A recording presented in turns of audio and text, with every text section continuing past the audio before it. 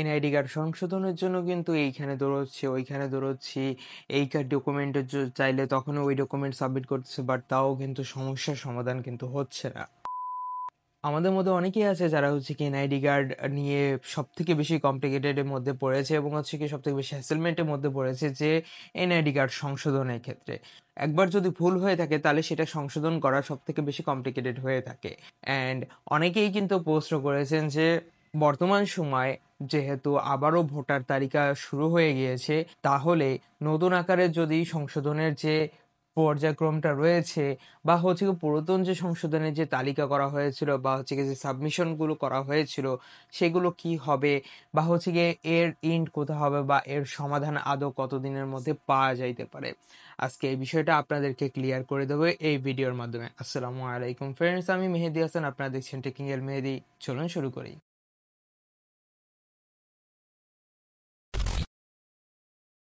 সবথেকে বেশি প্রশ্ন এসেছে যে যাদের এনআইডি কার্ডের সংশোধন করার জন্য আবেদন করেছে তাদের ক্ষেত্রে কি হতে পারে। বেসিক্যালি হচ্ছে গিয়ে অনেকেই কিন্তু এনআইডি কার্ড ভুল হয়েছে, যেমন ধরুন বাবার নামে স্পেলিং এ ভুল, বা মার নামে স্পেলিং এর ভুল, বা হচ্ছে গিয়ে ব্যক্তির নিজের নামে হচ্ছে গিয়ে স্পেলিং ভুল বা জন্মগত তারিখ ভুল দিয়ে দেওয়া হয়েছে, বা ঠিকানাও দেখা গেল ভুল হয়ে গিয়েছে, বা দেখা গেল হচ্ছে গিয়ে ব্যক্তি তার ঠিকানা চেঞ্জ করে অন্য জায়গায় নিয়ে যেতে চাচ্ছে। তো এটাও কিন্তু এনআইডি কার্ড সংশোধনের মধ্যে কিন্তু কাউন্টেবল হয়ে থাকে। এখন অনেকেই কিন্তু অ্যাপ্লাই করেছে যে তাদের এনআইডি কার্ডটা সংশোধন করার জন্য। এক্ষেত্রে কি হতে পারে, বর্তমানে কিছুদিন আগে নির্বাচন কমিশনার যে বর্তমানে দায়িত্বরত রয়েছে তিনি একটা নিউজ পাবলিশ করেছে যে তিনি বলতেছেন জানুয়ারি মাসের 1 তারিখ থেকে মার্চ মাসের 31 তারিখের মধ্যে যতগুলো সংশোধনযোগ্য আবেদন এসেছে সবগুলোকে হচ্ছে গিয়ে কমপ্লিট করে দিতে হবে। এইভাবে হচ্ছে কি সেক্টরাইজ প্রত্যেকটা জেলা এবং প্রত্যেকটা বিভাগকে দায়িত্বরত সকল কর্মকর্তাকে নিযুক্ত করে দেওয়া হয়েছে এবং তাদেরকে বলে দেওয়া হয়েছে যে শুধুমাত্র আপনারা যারা এই সেক্টরটা দেখবেন, মানে হচ্ছে কি যারা হচ্ছে সংশোধনের জন্য নিযুক্ত করা হয়েছে তারা শুধুমাত্র সংশোধনটাই কমপ্লিট করবেন। তারা না অন্য কোনো সেক্টর দেখবে না অন্য কোনো কাজগুলো কমপ্লিট করবে। যতগুলো সেক্টর রয়েছে সেগুলোকে কিন্তু কমপ্লিট করে ফেলতে হবে।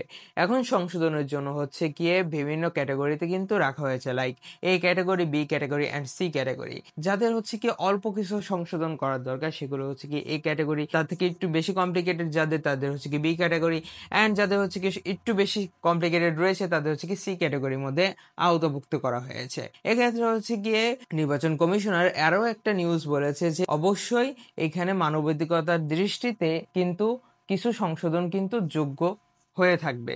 যেমন ধরুন আপনি কোনো বিশ্ববিদ্যালয়ে ভর্তি হওয়ার জন্য চেষ্টা করতেছে, লাইক এখন বলা চলে কিন্তু মেডিকেল বা হচ্ছে গিয়ে পাবলিক যে ভার্সিটি গুলো রয়েছে সেখানে কিন্তু ভর্তি চলতেছে। এখন আপনার পিতার নামের ভুলের কারণে কিন্তু আপনি ভর্তি হইতে পারতেছেন না, যার কারণে হচ্ছে গিয়ে আপনার একটা সমস্যা দেখা দিয়েছে। এক্ষেত্রে হচ্ছে গিয়ে মানবিকতার দৃষ্টির ক্ষেত্রে কিন্তু এই সংশোধনটা করতে বলা হয়েছে নির্বাচন কমিশনারের পক্ষ থেকে। এখন এছাড়াও কিন্তু অন্য অন্য কিছু ক্যাটাগরি রয়েছে।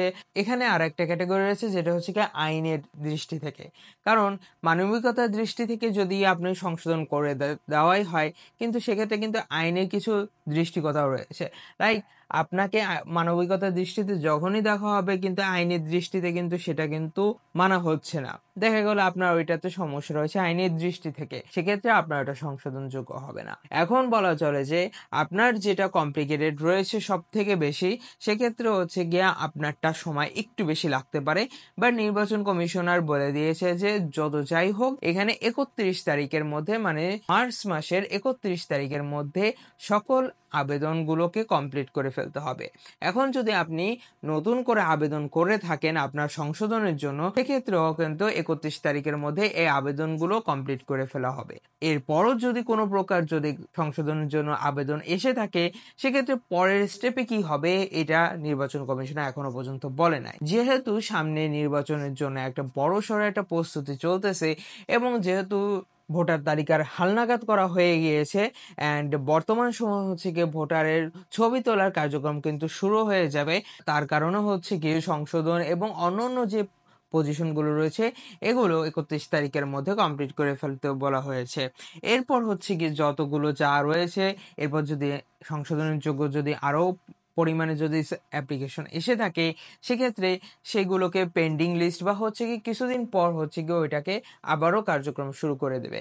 বিগত যে পেন্ডিং লিস্টগুলো রয়েছে, যেগুলো অ্যাপ্লিকেশন করে রাখা হয়েছে, যেগুলোকে কাগজপত্র সাবমিট করে দেওয়া হয়েছে বা অনেকে হচ্ছে গিয়ে এখনো সাবমিট করতেছেন, তাদেরকে বলা হয়েছে যে আপনার 31 তারিখের মধ্যে আপনাদের যে অ্যাপ্লিকেশনগুলো রয়েছে সেগুলো ক্লিয়ার হয়ে যাবে। এখন অনেকেই কমেন্ট সেকশনে এসে বলতে পারেন যে ভাইয়া, আমরা কথা বলার পরও আমাদের সাথে মিসবিহেভ করছে, এরকম ভাবে খারাপ বিহেভ করে বা কোনো প্রকার সঠিক তথ্য দেয় না।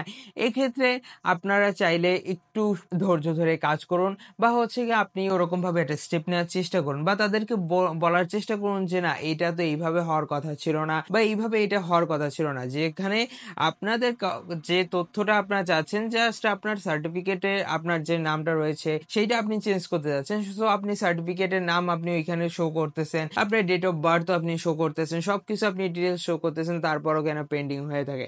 অনেক সময় কিন্তু এই সকল কর্মকর্তা দুর্নীতির টাকার লোভে বা হচ্ছে কি একটু দুর্নীতি করার জন্য এই সকল স্টেপ কিন্তু নিয়ে থাকে। সেক্ষেত্রে আপনি আইনের সহায়তার মাধ্যমে কিন্তু তাদের সাথে কার্যক্রম করতে পারেন। এক্ষেত্রে হচ্ছে গিয়ে আপনি আপনার কাজ যতক্ষণ পর্যন্ত কমপ্লিট না করতে পারতেছেন ততক্ষণ পর্যন্ত আপনি হাল ছাড়বেন না, এবং যদি কোনো অসৎ উপায় যদি আপনার সাথে কার্যকলাপ করতে চায়, সেক্ষেত্রে আপনি আইনি ব্যবস্থা অবশ্যই নিতে পারেন। ভিডিওটি ভালো লাগলে লাইক, কমেন্ট, শেয়ার এবং চ্যানেলটিকে সাবস্ক্রাইব করে পাশে থেকে বেল আইকনটি এনেবল করে দেবেন। আসসালামু আলাইকুম ওয়া রাহমাতুল্লাহি ওয়া বারাকাতুহু।